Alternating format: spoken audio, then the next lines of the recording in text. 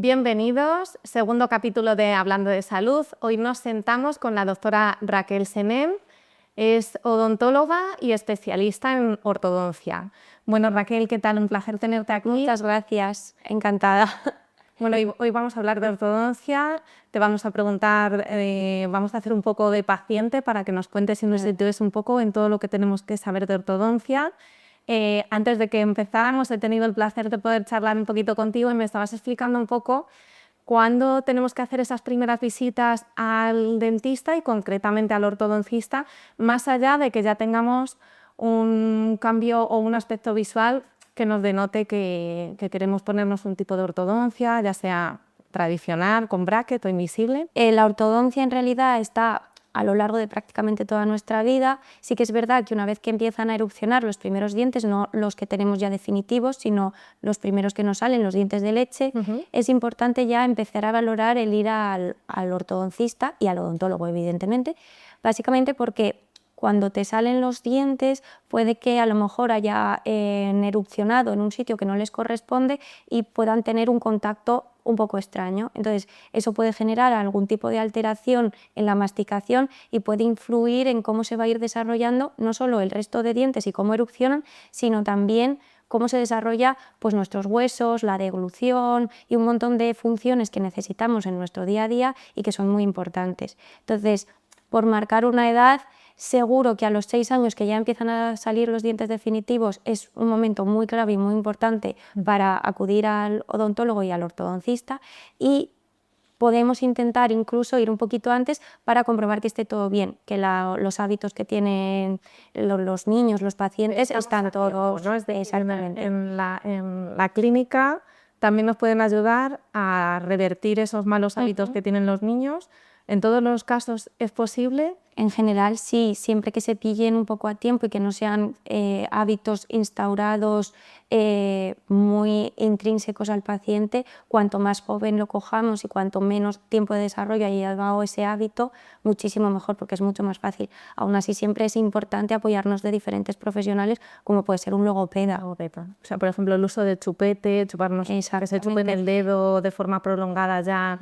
En cursos de infantil, eso nos perjudica en la mordida. Bastante. De hecho, el uso del chupete es una de las parafunciones que deberíamos intentar, o hábitos que deberíamos intentar erradicar a partir de los 2 años, como mucho, a lo mejor 1 año y medio, porque realmente lo que hace es que no permite al hueso desarrollarse como debería. Es decir, al realizar la succión del chupete, el hueso alveolar no se desarrolla todo lo ancho que debería ser, y es decir, el paladar queda un poquito más estrecho, y también el tener algo interpuesto entre los dientes al final hace que no se cierre la mordida. Entonces acabamos con tendencias a las mordidas cruzadas, es decir, el paladar muy estrechitos, con mordidas abiertas, que es que los dientes pues, no terminan de cerrar los de arriba con los de abajo. Ese sería como luego el paciente prototipo adolescente que llega para ortodoncia bracket o ortodoncia invisible. Ese sería más o menos el...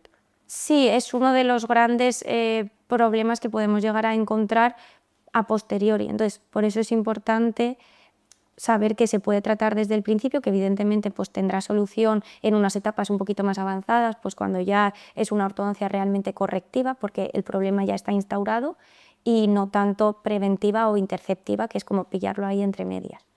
¿Y diferencias entre que tengamos una ortodoncia por cuestiones meramente estéticas o que realmente tengamos un problema funcional? ¿Eso realmente el paciente cuando acude a la clínica sabe diferenciarlo? ¿Hay un estudio previo que se le explica? Es decir, estas son tus circunstancias. ¿Eso luego nos condiciona también que decidáis vosotros el uso de un tipo de técnica u otra? ¿O? Sí, a ver, es importante saber que no todos los pacientes acuden por lo mismo, y que hay pacientes que acuden solo y exclusivamente por algo estético y ellos solo se ven la parte estética, y hay pacientes que acuden mucho más pues, por una funcionalidad, pues no muerdo bien, o noto que el contacto que tengo aquí en este lado cuando mastico pues es mucho más severo aquí que aquí, entonces solo mastico por este lado, o cualquier cosa que el paciente te pueda describir. Entonces es importante diferenciar un poquito esos dos tipos de paciente. Aún así, a esos dos tipos de pacientes hay que hacerles siempre un estudio previo.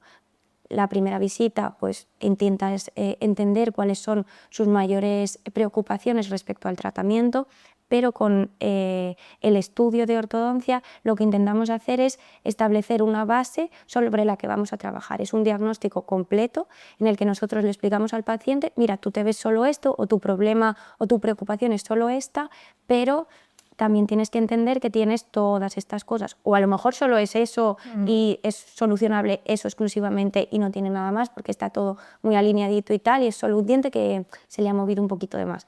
Pues no habría problema, pero siempre tenemos que intentar que sea lo más completo posible y que el paciente realmente llegue a entender que es un global y no solo una cosa puntual. Y la edad aquí, por ejemplo, porque antes era impensable, por ejemplo, que a los 60 o incluso más pudiéramos ver pues a nuestros padres con una ortodoncia, ya sea con el bracket o ortodoncia invisible. Hoy en día no es así, ha cambiado mucho la manera de cuidarnos, de vernos y de vivir, y puedes tener pacientes de esas edades. ¿Cambia la forma de trabajar con ellos? Normalmente ese tipo de pacientes que son más mayores suelen estar también un poco más preocupados a lo mejor por la estética. Se pueden poner brackets a cualquier edad, no hay ningún tipo de problema, y muchas veces son muy útiles, por ejemplo, en tratamientos multidisciplinares en los que a lo mejor pues, el prostodontista o el periodoncista te piden algo muy específico. Pero luego también hay otros tratamientos que pasa como lo anterior, que son más estéticos o funcionales en general a nivel de oclusión. En ese caso y en los anteriores se puede intentar optar por un tipo de tratamiento u otro, aunque sí que es verdad que los pacientes adultos suelen intentar llevar pues, alineadores transparentes y cosas un poquito más estéticas porque a lo mejor lo pasan un poco peor. Siempre hay que saber que con ese tipo de tratamientos, y lo bueno de que sean adultos es que es muy fácil hacerles ver y entender que es un tipo de tratamiento que si no te pones no va a funcionar. Es decir, no dependen exclusivamente del paciente, evidentemente, porque hay un trabajo previo y para eso estamos nosotros, pero que si el paciente no se lo pone las horas que están recomendadas, que son en principio 22 horas al día, que te lo tienes que llevar 22 horas al día, Sí. Si no lo llevan, es muy complicado que los movimientos de los dientes sean efectivos. ¿Ha cambiado mucho para ti como odontóloga el trabajar con una ortodoncia como el bracket a pasar con una ortodoncia invisible? Claro, hay un trabajo que el paciente no ve, es decir, es como que las nuevas tecnologías han invadido las clínicas dentales. ¿Qué nos puedes contar un poco de eso? ¿Cómo ha cambiado para vosotros? Total, a mí sobre todo lo que me ha afectado un poco es el cambio en el concepto de cómo se afronta un tratamiento.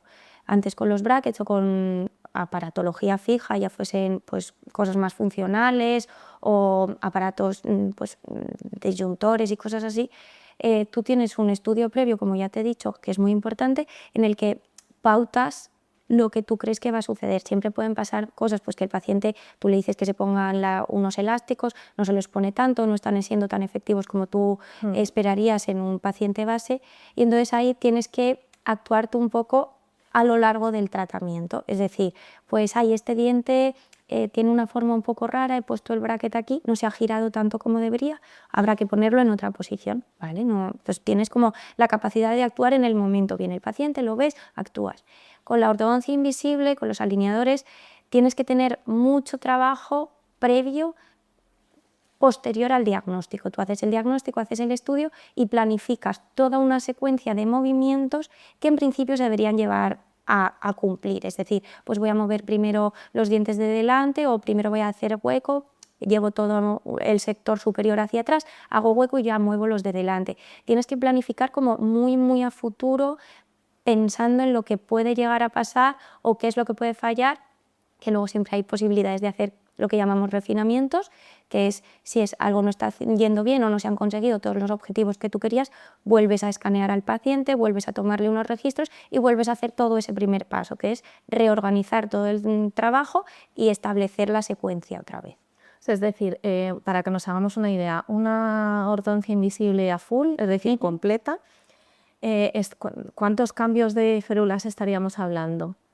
Claro, aproximadamente, claro. es un mundo, pero vamos, sí que es cierto que vosotros también distinguís entre que sea media o completa, entonces más o menos por tener una idea, porque supongo que otra de las grandes cuestiones es cuánto tiempo voy a tener que tener este tratamiento.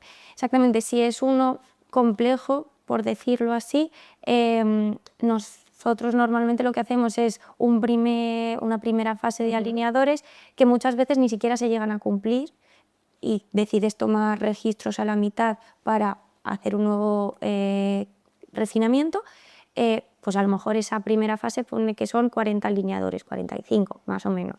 Pues a lo mejor cuando llegue a la 32, si hay algo que ya no te convence, es cuando tienes que tomar la decisión de, bueno, no se está moviendo todo como se había planificado, que normalmente sí, pero a lo mejor justo lo que más te preocupa o consideras que hay algún dientecillo que quieres mover antes, pues tomas esos registros para hacer un nuevo refinamiento. Y a lo mejor normalmente el refinamiento, como es para refinar, son muchos menos alineadores. Pequeños ajustes. Otra de las grandes preguntas que te harán, entiendo muchos de los pacientes que pasan por tu consulta, es entre un tratamiento y otro, la sensación, la molestia o incluso el dolor en esos primeros días que se hace el ajuste, ¿varía en un tratamiento u otro? Sí cambia un poquito. El inicio siempre está un poquito más reactivo el diente y cierta molestia en los dos casos se siente. Sí que es verdad que según va avanzando el tratamiento con la ortodoncia tradicional, pues cada vez que llega el paciente y hay una consulta, ese día normalmente hay un poco de molestia. ¿Por qué? Pues porque le cambias el arco a uno un poquito más gordito que hace que el diente se vuelva a mover otra vez un poco más.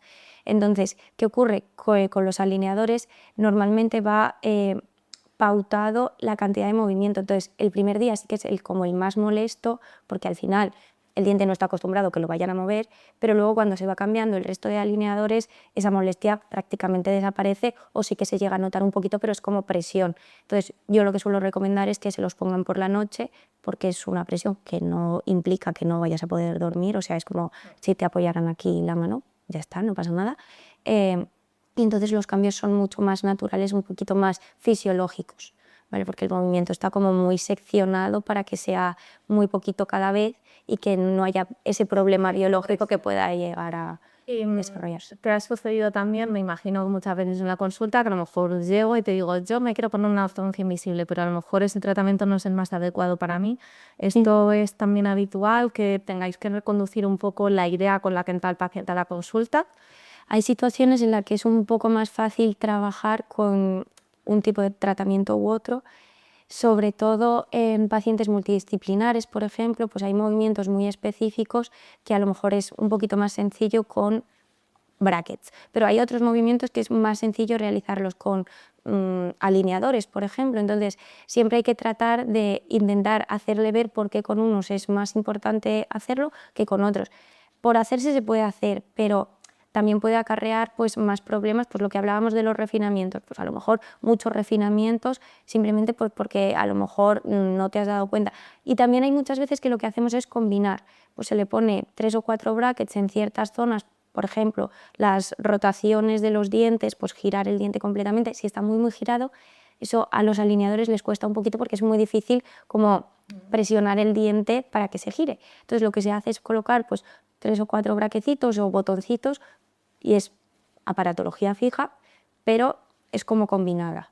Me parece muy curioso también que se pueda hacer combinado. Eso no le va al tratamiento ni nada. O sea, eso incluso es algo que decidís en el propio tratamiento en sí. Hay veces que durante el propio tratamiento, pues a lo mejor si notas que ese dientecillo que querías girar, pues por lo que sea, no tiene por qué tener una gran rotación, sino porque hay pacientes que se mueven un poquito mejor los dientes que otros y hay dientes en concreto, pues a lo mejor que tienen una anatomía radicular un poquito más diferente y le está costando un poco más, pues te puedes ayudar de esa aparatología fija tradicional de toda la vida, le ayudas a girar, el diente gira estupendamente y ya sigues con tu aparatología. ¿Afecta el tratamiento de ortodoncia a la encía o nos puede generar algún problema a lo mejor que ya teníamos incipiente o esto no tiene nada que ver? Vale, es muy importante que antes de la ortodoncia siempre haya salud dental, tanto de caries como de encías, como de absolutamente todo. Entonces, si no hay salud, lo ideal es no empezar la ortodoncia hasta que eso está como hecho.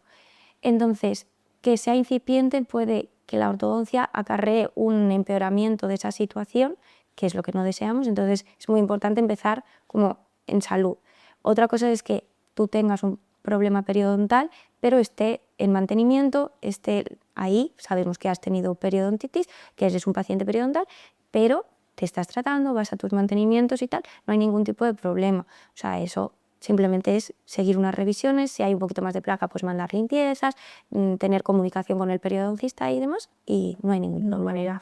Nos contabas antes, Raquel, antes de encender las cámaras, que estás haciendo ahora mismo un doctorado. Muy curioso. ¿Nos podéis contar un poquito? Porque la verdad es que llevado a que lo podamos entender fuera del mundo de la odontología, pero también creo que es un poco que es interesante y que nos da pie a ver que hay mucho más detrás. Que es sí, justo, que parece que no hay tanto.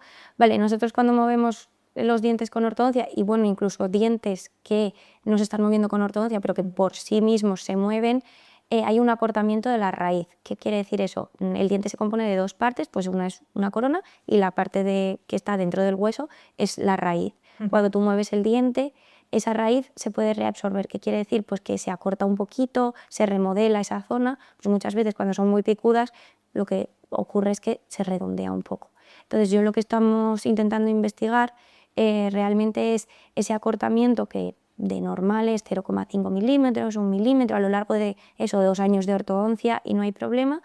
Hay pacientes que no se sabe muy bien por qué desarrollan un poquito más de reabsorción. Entonces queremos identificar si esos pacientes tienen en su secuencia de ADN algún polimorfismo, algún cambio en la secuencia que haga que esté más asociado a un mayor desarrollo de reabsorción. Bueno, esperemos que luego cuando termines el doctorado podamos ver alguna publicación, que seguro que sí.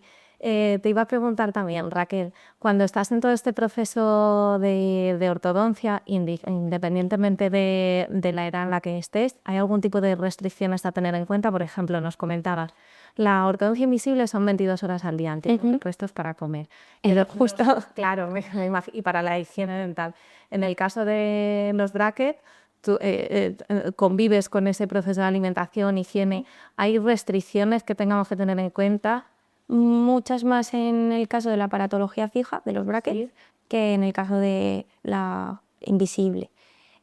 Por ejemplo, respecto a los brackets, hay que tener en cuenta que los brackets se tienen que poder quitar, porque si no yo no los podría despegar. Entonces hay momentos en los que cosas muy duras, pues a lo mejor, no sé, el hueso de una aceituna parece una tontería, pero hay que morderlo con mucho cuidado. Pues los quicos y cosas así también, las pipas que hay que partirlas y tal, no se pueden tomar. Chicles tampoco, porque parece una tontería, pero el chicle se pega en una zona, el arco se mueve y se fractura o se dobla. Entonces ese tipo de alimentos pues no deberían consumirse. También cómo se muerden las cosas, por ejemplo, un bocata de pan duro, si tú lo muerdes con brackets y tiras, te puedes llevar exactamente la pieza. Entonces lo que se intenta decirles es que partan el bocadillo con la mano y lo mastican. Tengan una rutina un poco más, sí, pero bueno, en general puedes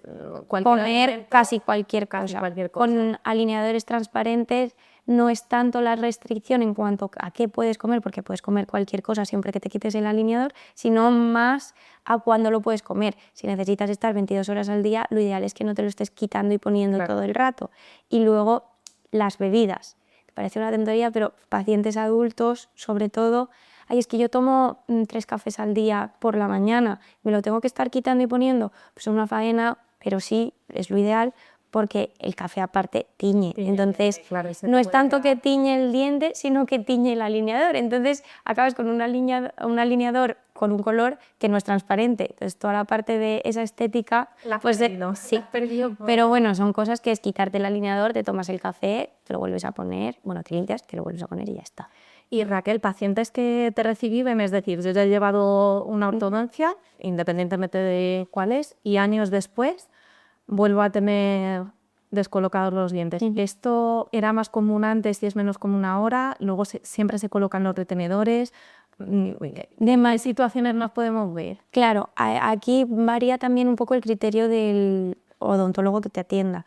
A mí me gusta bastante poner doble retención porque ayudo bastante a que entiendan que si una falla, la otra puede ayudar a que no se mueva nada. ¿Doble retención? Es un retenedor fijo lingual por detrás de los dientecitos, arriba y abajo normalmente, si entran, y luego el de quitar y poner por las noches. Entonces, de esa forma sabes que si uno se te ha despegado y tú no te has dado cuenta, porque muchas veces se nota, pero hay veces que vienen a revisión en retención y lo que se ve es que el retenedor fijo pues se ha despegado un poco, pero no lo parece, porque sigue ahí el composite como muy cerquita, pero claro, sin estar pegado. Entonces, por muy cerca que esté, si no está pegado, pues el diente es libre de volver a su situación inicial.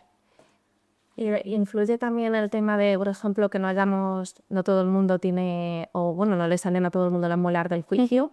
Bueno, ya casi que en las revisiones se prevé todo esto, pero es posible que, por ejemplo, al salir si nos hemos puesto una ortodoncia a una edad temprana, a los 14, por ejemplo, y que luego haya salido esa muela, ¿eso puede afectar?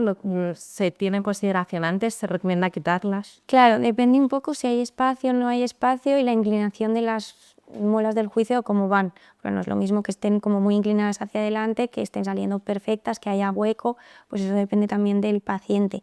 También hay muchos estudios que intentan demostrar que tengas o no tengas muelas del juicio, la tendencia de todos los dientes es ir hacia adelante, y hay otros que intentan demostrar que es todo lo contrario. Entonces, yo creo que depende más un poco de la individualidad de cada paciente, no es lo mismo. O sea, un paciente que tiene una mandíbula muy grande y la muela del juicio no es excesivamente grande y tiene sitio, es muy raro que porque salga en un hueco que tiene, pues vaya a molestar al resto de cosas. Se recomienda quitar la muela.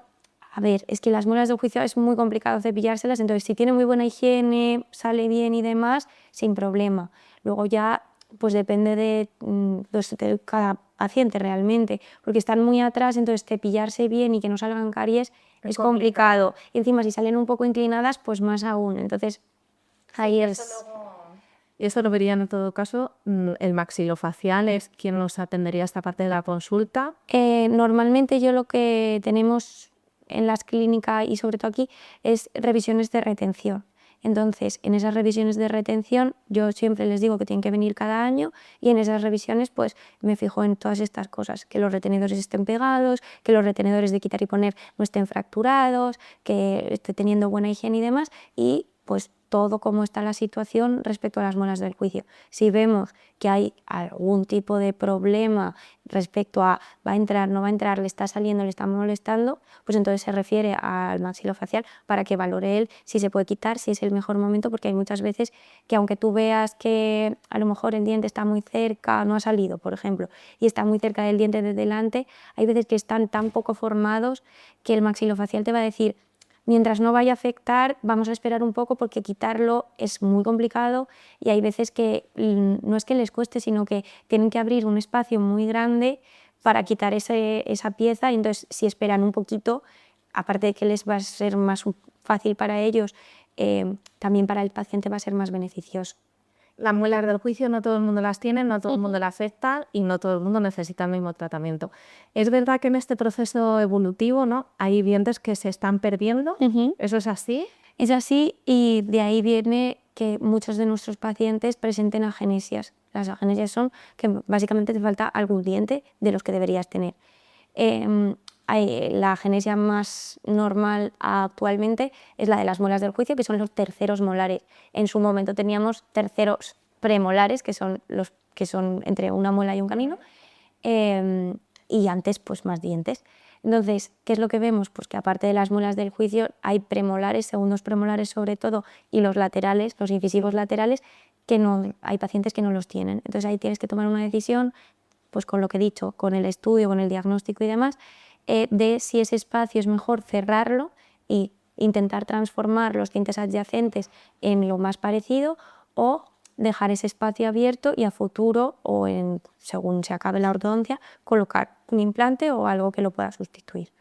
O sea que incluso, por ejemplo, si nos faltaran los incisivos, ¿son? Sí. No.